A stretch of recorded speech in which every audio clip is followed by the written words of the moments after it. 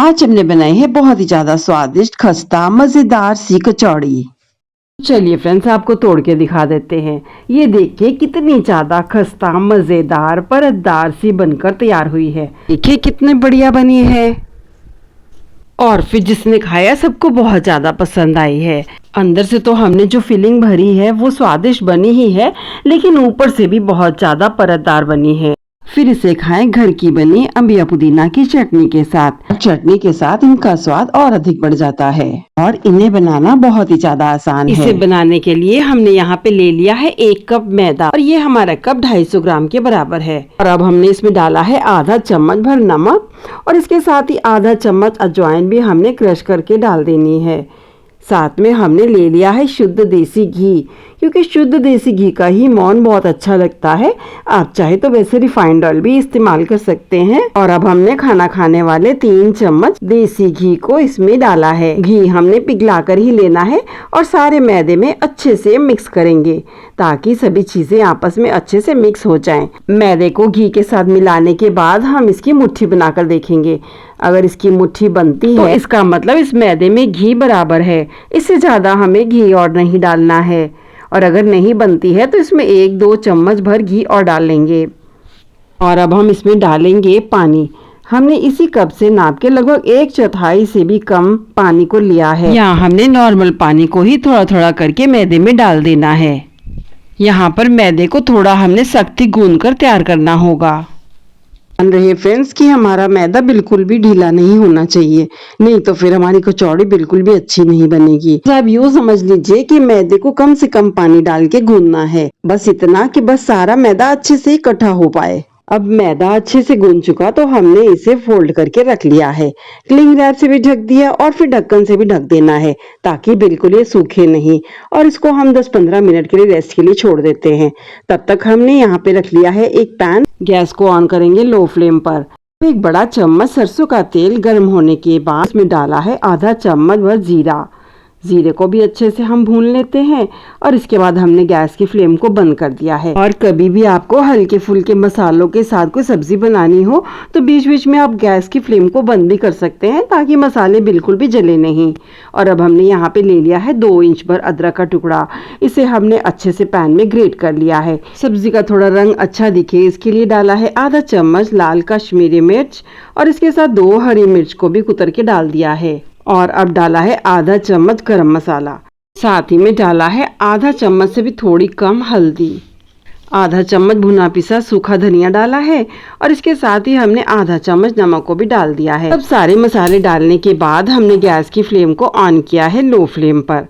सभी मसालों को अच्छे से चला देना है।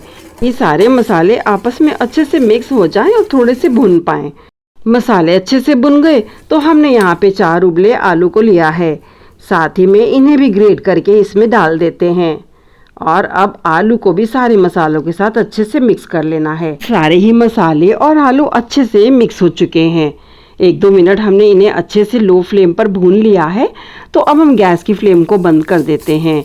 और अब हमने डाल दिया है इस पे 1 मुट्ठी भर छोटा छोटा कटा हुआ हरा धनिया, जिससे कि देखने में तो अच्छे लगते ही हैं, खाने में भी बहुत ज़्यादा स्वादिष्ट लगते हैं। तो हमारे मसालेदार आलू बनकर तैयार हो चुके हैं और इस फिलिंग को हम अपने परतदार कचौड़ियों में भरने वाले हैं। और जब तक ये आलू की फिलिंग ठंडी होगी हम इस मैदे को देख लेते हैं। मैदा अच्छे से सेट हो चुका तो हमने इसे खोल कर थोड़ा सा मसल लेना है। और ये देखिए फ्रेंड्स, हम आपको खोल के दिखा रहे हैं कितना ज़्यादा परतदार सा बन के सेट होता है। ये देखिए इसकी परतें इस तरह से रहती हैं। इसका मतलब मैदा बहुत ही अच्छे से हमारा सेट हो चुका है और इसकी कचौड़ी बहुत ज़्यादा खस्ता बनने वाली है। मैदे को थोड़ा सा मसलने के बाद हमने थोड़ी सी बड़े आकार की लोइयों को तोड़ लेना है। तो जितनी बड़ी हम रोटी बनाने के लिए लोई को तोड़ते हैं उतनी ही बड़ी हमने यहाँ पे लोई को लिया है। एक लोई को हम बेलना शुरू करेंगे और बाकियों को हमने उसी तरह से ढक के वापस रख देना है ताकि बाकी लोइयाँ सूखे नहीं। हम एक लोई को बेलकर चपटा करेंगे। बिल्कुल रोटी की तरह हमने इसे बेलना है, ना तो बहुत ज़्यादा मोटा और ना बहुत ज़्यादा पतला। पूरा हमने इसको चकले के आकार का बेल लिया है और फिर सभी तरफ से बराबर रखा है तो मैदा हमने बेलकर तैयार कर लिया है और अब इसमें लगा देंगे ब्रश की सहायता से पिघला हुआ घी। आप चाहें तो रिफाइंड ऑयल भी लगा सकते हैं। और साथ ही में हमने इसमें मैदे को छन्नी की सहायता से स्प्रिंकल कर दिया है। जो साइड हमने फोल्ड किया है उस पे भी हमने पहले घी फिर मैदे को लगा दिया है, जैसा कि हम साटा लगाते हैं। और आप चाहें तो 1 चम्मच मैदा 1 चम्मच घी कटोरी में मिक्स करके रखेंगे और उसे हर परत पे लगाते रहेंगे। दोनों परतों को फोल्ड करने के बाद फिर इसे हम बेलन से बेल लेंगे जिससे थोड़ा चपटा हो। और इस पर भी घी लगाने के बाद मैदे को फैलाते हुए डाल देंगे। इसे भी हमने फोल्ड कर देना है। इस तरह अब हम लंबाई में बेल लेंगे। पट्टी को हमने थोड़ा लंबा और चौड़ा करके बेल लेना है। और अब इस पतली पट्टी पर भी हमने पहले थोड़ा इसको बेल कर चौड़ा कर लिया, फिर इस पर हमने घी और मैदे को अच्छे से फैलाते हुए डाल देना है। और अब हमने एक सिरे से लेके टाइट सा फोल्ड करते हुए अच्छा सा रोल बना देना है। और ये देखिए फ्रेंड्स, कितना अच्छा सा रोल बनकर तैयार हो चुका है। और इसी तरह से हमने बाकी रोल्स को भी बनाकर तैयार कर लिया है।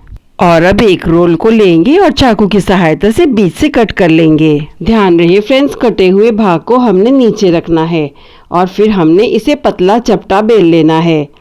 बिल्कुल भी हमें इसे मोटा नहीं रखना है, बीच से भी पतला करना है, किनारों से भी पतला करना है, ताकि हमारी कचौड़ी बराबर सी परतदार सी पतली सी बनकर तैयार हो। और फिर हम इसे मोमोज की तरह या फिर जैसे हम रोटी में आलू भरते हैं ठीक उसी तरह से हमने सभी तरफ से मिलाते हुए सारे किनारे मिला के इसे फोल्ड कर लेना है। फिर अलग से जो मैदा इकट्ठा हो जाता है उस टिप को हमने हटा लेना है, ताकि हमारी कचौड़ी बिल्कुल भी मोटी बनकर तैयार ना हो।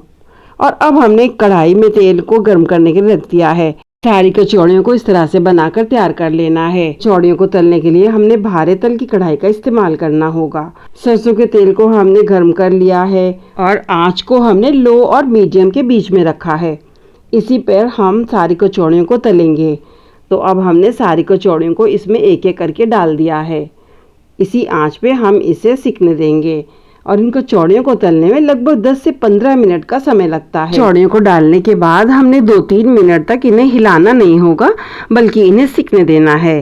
कढ़ाई को सावधानी के साथ एक बार थोड़ा सा हिला देते हैं, जिससे कि सब कचौड़ियों में बराबर सा तेल जा पाए और बराबर से ये सिक कर तैयार हों। पहली तरफ कचौड़ियाँ थोड़ी सी सिक गई तो अब चम्मच की सहायता से इन्हें दूसरी तरफ हम पलट देते हैं, ताकि दूसरी तरफ भी अच्छा सा सिक कर तैयार हो।